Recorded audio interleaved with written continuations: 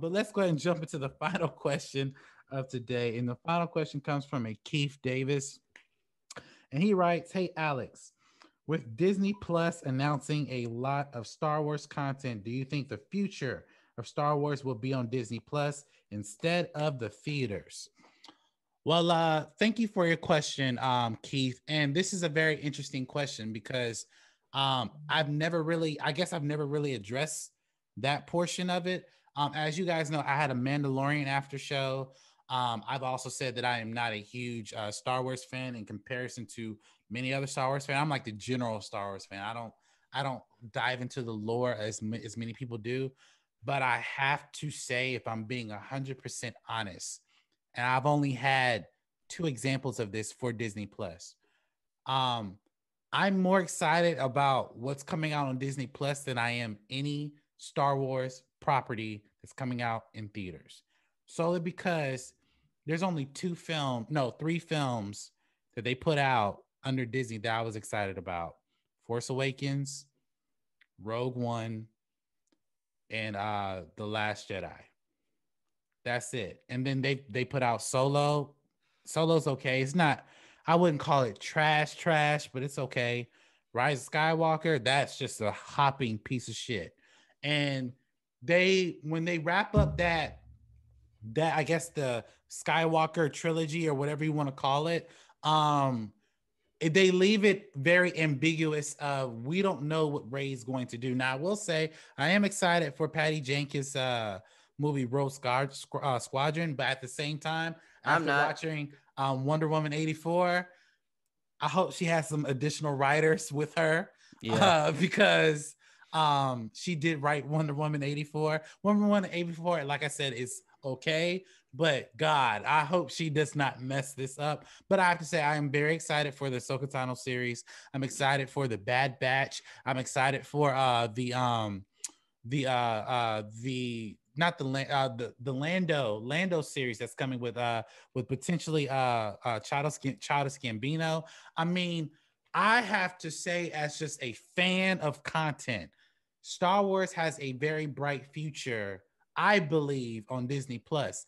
Now, that's a lot to say, given the fact we've only had two examples of that, which is one show, Mandalorian season 1 and season 2. And like I said, I've had more fun watching that than any other Star Wars film that's come out in recent time under Disney. Now, I don't know if my panelists have different opinions about this. I'm sure they probably do, but I will say this: as a general fan, I won't say that Star Wars will leave the theaters at all, but I will say we'll see more content of Star Wars on Disney Plus than the theaters. I believe I could be wrong. Before I pass it down, since I passed it down to Ian, the last topic, I'm going to pass it to Jeremy. So, Jeremy, what do you think about this, man? Do you think that Star Wars' future is more so Disney Plus and streaming than do you think the theaters? Um, First of all, there was not a point in the past, I guess, 5 years, whenever Force Awakens opened up, there was never a time that I stopped and was like, you know what we need? More Star Wars. This has not been a problem of not having enough Star Wars. It's that the Star Wars that we've got haven't all knocked it out of the park. There's we talk about hit or miss with anything, and I feel like there's a lot of inconsistency in tone, and from movie to movie they vary wildly in quality. I thought The Force Awakens was wonderful.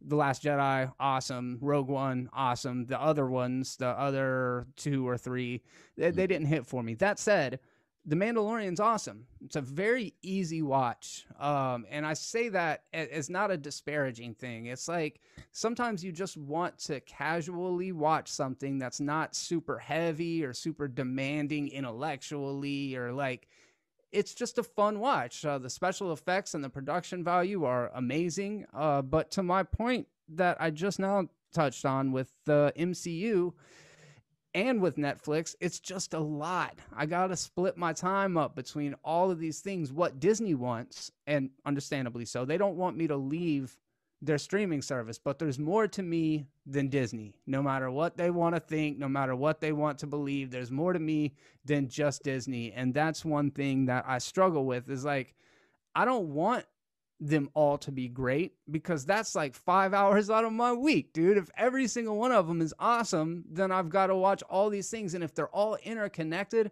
oh my God, we're back to that thing of it being homework. It's like I shouldn't have to watch everything to be able to understand anything. I don't necessarily like that. One of the big things about Mandalorian, and then I'll let Ian take over, but one of the big things about Mandalorian is when it started, we all watched Collider and Schmoes Know and Screen Junk, all of the like Hollywood based movie pundit kind of stuff. And I remember Christian Harloff, huge Star Wars fan, big titty baby as well. I remember him doing a discussion about the Mandalorian and saying like what he was the most excited about was no lightsabers, no Jedis, just a Western in space. Well, that lasted all of about 5 episodes before we jumped right back into good old Star Wars. And it's fine because people like Star Wars. I personally am just a little bit exhausted about it. Ever since the beginning, I was like, I want Star Wars to feel like an event.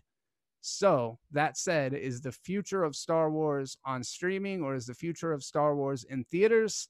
I wish it were in theaters. I wish it were this thing, this communal thing that we could all go and watch it together and be like, wow, Star Wars, what a great epic event thing. But if the future's television shows on Disney Plus, then it's not that anymore. It's not an event. It's just a day-to-day normalized, regular old basic thing. And I'm super stoked for Ahsoka. And there's other projects in there. Rogue Squadron, like you said, any of these individually, I would be super stoked for.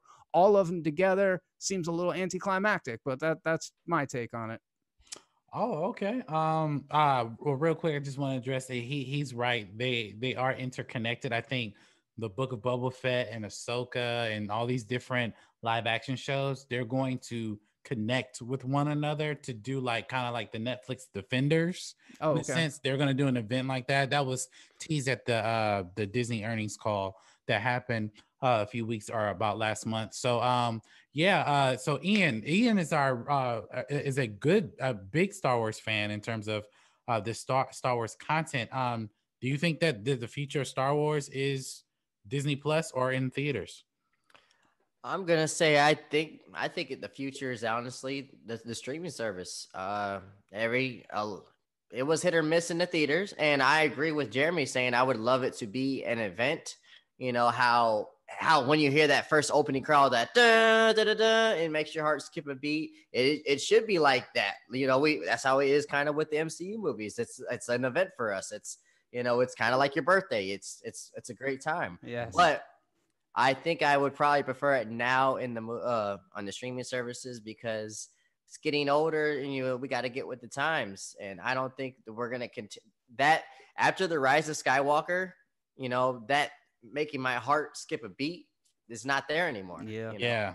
So I feel like I'm here to distance myself from the Skywalkers, but still remain in this universe. Because this universe is so big, but we've not even began to scratch the surface until now. Because all I knew was the Empire and the Rebellion. That's all I ever knew. I don't know much about the Mandalorian. I don't know much about the black species that Lando Calrissian is. I'm trying to figure it all out. And I'm glad that Disney Plus is expanding on this universe. And I can't wait to see. And I would prefer that way. Now, having it like Netflix all at once at me, I want to have it take a break and just digest it. But I am excited to see more of this universe, and I'm glad they're doing it. By the way,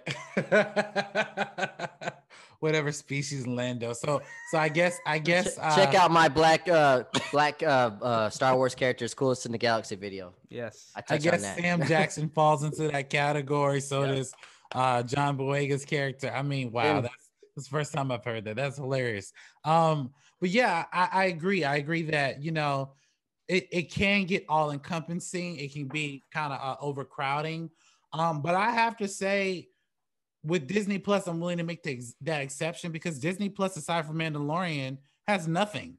That's a good point. It has nothing. So, although, and it's funny, you know, I've said last year, beginning of last year, you give Disney Plus 5 years, they're in this is their going into their second year, they'll probably surpass Netflix. Right now they have 86.5 million subscribers. I'll say this: if Boba Fett, Ahsoka, WandaVision, and all these other Marvel stuff and Star Wars stuff, content that Netflix does not have and other streaming services don't have, I think it's possible. If it's good, it could be probably the biggest streaming service on the planet because of that. And the one thing they have going for it is Star Wars. But to my guys' points, you know, yes, to have that overcrowdedness, it's kind of crazy. It's not an event anymore after Rise of Skywalker. Rise of Skywalker kind of killed that. But like I said earlier, Disney Plus doesn't really have anything. Like, if it wasn't for WandaVision or Mandalorian, I would cancel because you sold me on one show. I saw one show and I had to wait a year later to see the second season. Yep. So I mean, so that's my thing on it. And you know, I would love to see what they got going, but if it's great, I can't wait to see it. But yeah, what do you guys think? Do you think that the Star Wars will be the future on Disney Plus, or will you think it will remain in theaters? Just jump into the comment section below and let us know your thoughts.